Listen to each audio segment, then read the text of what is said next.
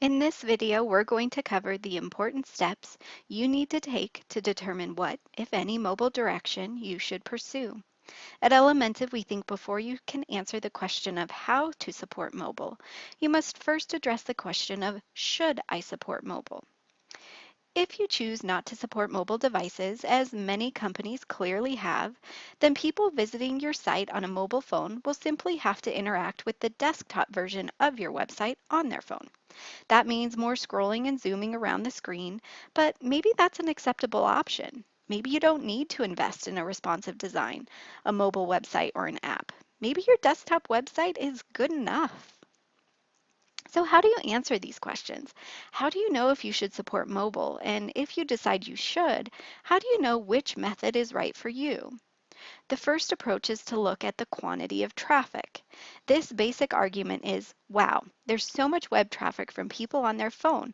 I must go mobile, because if I don't go mobile, I'll be left behind. I'll lose customers to my competitors who support mobile. There is something compelling about this argument, but does this apply for all types of sites? Just because there may be lots of mobile traffic and just because your competitors may be mobile, does that mean you should go mobile too? I'll give you an example of a software company called SpringTracks that Matthew from Elementive runs alongside Elementive. It's a tool for developers and tech-savvy marketers, people we pretty much know have a smartphone. If Matthew listened to the quantity of traffic argument, he would have built a mobile presence. After all, his competitors have mobile websites, and this is an audience that will probably visit from their phone.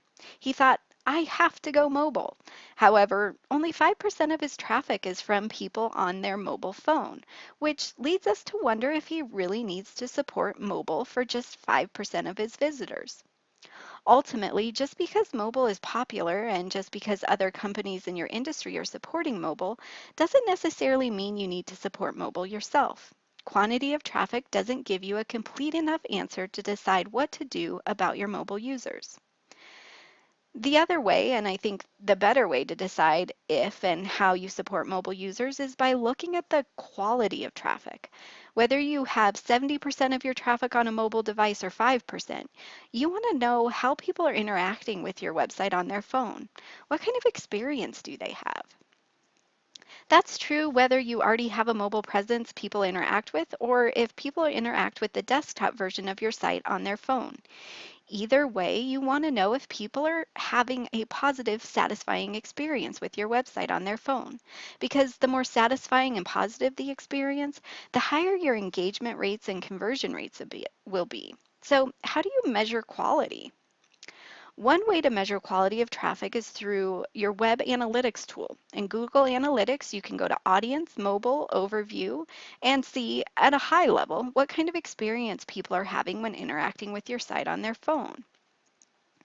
This screenshot was taken for a site that does not have a mobile presence, and yet 40% of its traffic is from mobile users.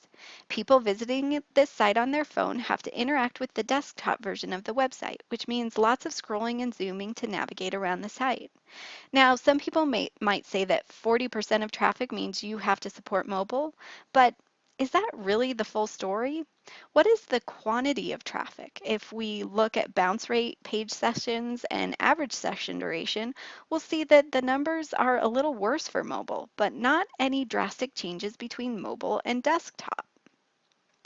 Another thing we can look at on that same report is sales. How many people actually choose to buy something on a mobile device? Turns out mobile users are pretty interested in making a purchase with only a 27% difference in conversion rate.